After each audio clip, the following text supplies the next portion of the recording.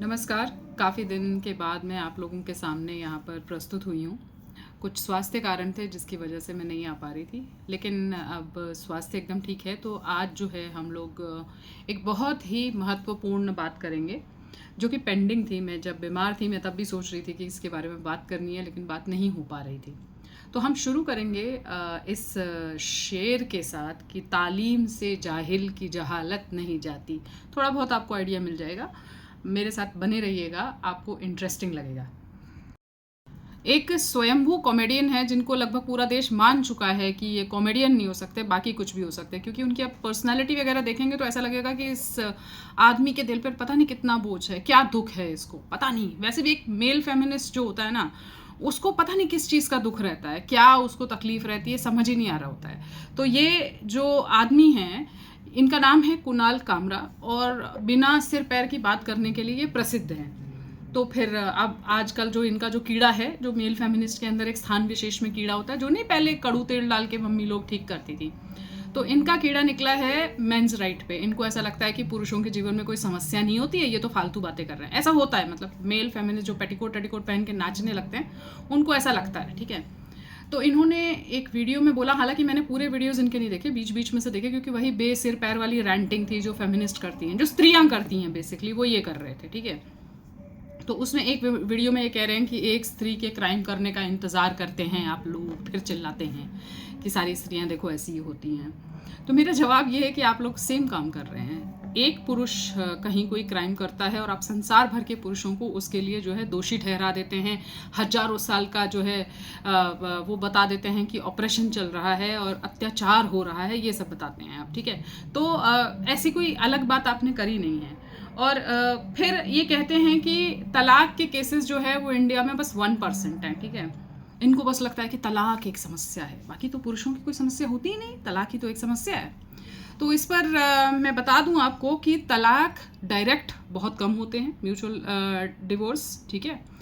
तलाक ज़्यादातर जो होते हैं उससे पहले बहुत सारे केसेस फाइल किए जाते हैं और आदमी को मजबूर किया जाता है कि आप तलाक तक आएँ, अपने जेब से पैसे निकालें या प्रॉपर्टी का कुछ हिस्सा निकाले। अभी आपने वो एक्ट्रेस करिश्मा कपूर और उनके एक्स हस्बैंड या दिवंगत हस्बैंड संजय कपूर का केस सुना ही होगा, ठीक है। तो तलाक डायरेक्ट नहीं होते हैं, ठीक है। उससे पहले बहुत सारे केसेस, जिनका शायद आपको सेक्शन भी कुणाल जी नहीं मालूम होगा, ठीक है। CRPC 125 है, 498A है, बहुत सारे केसेस में रेप के केस भी दर्ज हो रहे हैं आजकल, ठीक है। और ये तो चंद थोड़ी सी बातें मैं बता रही हूँ। अभी अभी छापा था अखबार ने कि कितने कम परसेंटेज हैं फादर्स का जिनको अपने बच्चे देखने को मिलते हैं, तो वो एक अलग समस्या है जो कि आपको नहीं लगेगा कि समस्या है। दिक्कत ये है। तो तलाक सिर्फ समस्या नहीं है। काश आपने थोड़ा बहुत पढ़ा होता, काश किसी ऐसी फैमिली से आप मिले होते, काश कुछ लोगों के पास आए होते, काश हम लोगों से बात की होती, तो आपको थोड़ी तमीज़ होती कि मुद्दे जब गंभीर मुद्दे उठाए जा रहे हों तो उस समय यदि ना पता हो तो चुप रहना बेहतर होता है। एक जगह ये फिर से बेसिर पैर की बातें करने लगते हैं। ये लोग लव को जिहाद बोलते हैं, ठीक है। इससे हमसे कुछ लेना देना नहीं था, मेंस वेलफेयर से कुछ भी लेना देना नहीं था, लेकिन लव को जिहाद बोलते हैं। ये प्रश्न आप गलत जगह पूछ रहे हैं। ये आपको केरला की क्रिश्चियन कम्युनिटी से पूछना चाहिए, क्योंकि ये टर्म वहीं से आया। ऐसा उन बेचारों के साथ क्या हो रहा था कि उनको लव जिहाद जैसा टर्म लाना पड़ा, और अब वो यूज़ हो रहा है वाइडली, ठीक है। और ये प्रश्न आप सिर्फ केरला की क्रिश्चियन कम्युनिटी से ही नहीं, अब आप पूछ सकते हैं फ्रांस में जाके ये क्वेश्चन, आप ये क्वेश्चन इंग्लैंड में भी पूछ सकते हैं, आप USA में भी पूछ सकते हैं, क्योंकि हर जगह ये समस्या व्याप्त होती जा रही है। कभी उन लोगों के साथ बैठिए, उनके गले में हाथ डालिए और पूछिए, भाई क्या बात है, तुम लोग लव जिहाद क्यों करते रहते हो। तो आप ये प्रश्न गलत जगह पूछ रहे हैं, बेसिकली मेरा कहना ये है, ठीक है। तो आप थोड़ा और पढ़िए, थोड़ा और जानिए, लोगों के पास बैठिए, आपको पता लग जाएगा कि लव को जिहाद क्यों कहते हैं। एक जगह इन्होंने एकदम रैंटिंग शुरू कर दी, मिसेस फिल्म देखने के बाद नहीं लेडीज़ रैंटिंग कर रही थी कि घर के अंदर बिठा दिया जाता है लेडीज़ को, और फिर जो है वो अपना करियर सेक्रीफाइस कर देती हैं, ठीक है। एक तो औरत जब आप कह रहे हैं ना, क्योंकि आप तो बहुत बड़े स्त्री पूजक हैं, बहुत उनकी रिस्पेक्ट करते हैं, तो औरत कहना बंद करिए। औरत का अर्थ होता है स्त्री के रिप्रोडक्टिव ऑर्गन्स। अगेन आपने पढ़ा नहीं, ज़रूरत ही नहीं थी, ऐसे ही कुछ भी वीडियो बना दिया कि चलो हमको मेन का मजाक उड़ाना है तो हम स्त्रियों को औरत कह देंगे, ठीक है। तो अगली बार पढ़ लीजिएगा। खैर चलो ये वाली बात करते हैं कि घर के अंदर जो है स्त्रियों से काम करवाया जाता है, वो अपना करियर सेक्रीफाइस करती हैं। माने जो करियर बना रहे हैं अपने लड़के, वो बहुत मज़े कर रहे हैं। गर्मी, धूप, बरसात, -10 डिग्री, -20 डिग्री टेम्परेचर में जा करके जो लड़के काम कर रहे हैं वो अपना करियर बना रहे हैं, मज़े कर रहे हैं।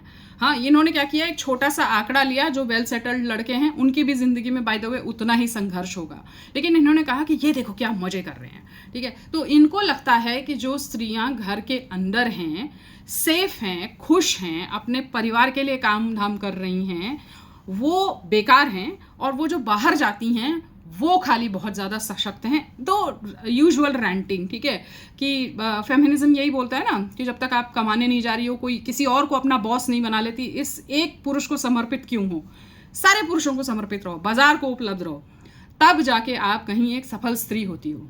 और ऐसा जब पुरुष कहने लगे तो उसके दो कारण होते हैं। एक तो ये कि उसको अच्छा नहीं लग रहा है कि ये स्त्रियां घर में क्यों बैठी हैं, एक ही आदमी के साथ क्यों है, मुझे उपलब्ध क्यों नहीं होती। तो या तो ये आदमी उस तरह का है, या फिर ये आदमी उस तरह का है जिसको बिल्कुल भी अटेंशन नहीं मिल रही है और उसकी बात कोई नहीं सुन रहा। उसको बहुत मन में अच्छी तरह से पता है कि मैं कोई कॉमेडियन वोमेडियन नहीं हूँ, मेरे को कोई नहीं पूछ रहा, पता नहीं कहाँ मेरी पिटाई हो जाए, तो उसको अब चाहिए अटेंशन, तो वो इस तरह की एक फालतू बात करेगा। तो ये एकदम फालतू बात है। अगर कोई स्त्री घर के अंदर है, एक परिवार को समर्पित है, उसका पुरुष भी इधर ही समर्पित है, ये एक हैप्पी फैमिली है, आप उसमें बीच में ये बताने वाले कोई नहीं होते कि इसने सेक्रीफाइस किया। फैमिलीज़ के अंदर, समाज के अंदर, देश के अंदर सेक्रीफाइसेस करके ही तब जाके एक उन्नत समाज और देश बनता है। वामपंथियों की ये बात समझ में नहीं आएगी, वो एक अलग बात है, मगर कोशिश करिएगा कभी समझने की। तो मेरा कहना बस इतना है कि अगली बार से जब कभी आप पुरुषों के बारे में बात करें तो थोड़ा पढ़ लिख लें, थोड़ा और समझ लें, ठीक है, क्योंकि आपके पास मुद्दों की समझ नहीं है। बेसिकली ना महिलाओं के मुद्दों की समझ है, ना पुरुषों के मुद्दों की समझ है, ना बच्चों के मुद्दों की समझ है। बस आपने, कोई तो आपके मन में दुराग्रह है, कोई तो आपके मन में कुंठाएं हैं, किस बात को लेके हैं ये तो आप ही भली बात ही समझ पाएंगे। या तो थेरेपीज ले लीजिए, उसमें से निकल के आ जाएगा कि आपके मन के अंदर क्या तकलीफ, दुख भरा हुआ है, जिस वजह से आपने ऐसे बेसिर पैर की बातें कर दी और समय समय पर करते रहते हैं। एक बात और हो सकती है इसके पीछे कि बहुत दिन तक जिनको अपशब्द मिलते रहे हों, फिर अचानक मिलने बंद हो जाएं, तो फिर वो अट्रैक्ट करते हैं अपशब्द कि अरे मेरे लाइफ में तो कुछ तो मिस हो रहा है, फोमोसा हो रहा है मुझे, तो चलो कोई ऐसी बात कर देता हूँ जिससे मुझे फिर से अपशब्द मिलने लग जाए। तो ये भी एक कारण हो सकता है। इसके बारे में भी अगर आप ढंग से बैठेंगे, ध्यान आदि करेंगे, तो आपको पता लग जाएगा कि समस्या कहीं आपके अंदर है, कुछ तो कुंठाएं और दुराग्रह भरे हुए हैं, इस वजह से आपने ऐसी बकैती करी। खैर, हम लोग फिर से मिलेंगे फिर किसी वीडियो में इस तरह की कोई और बात करने के लिए। इनकी नहीं, इनकी क्या बात करनी है, ठीक है। हम लोग फिर से मिलेंगे। आप मुझे बताइएगा कि ऐसे व्यक्तियों का आखिर इलाज क्या है। नमस्कार।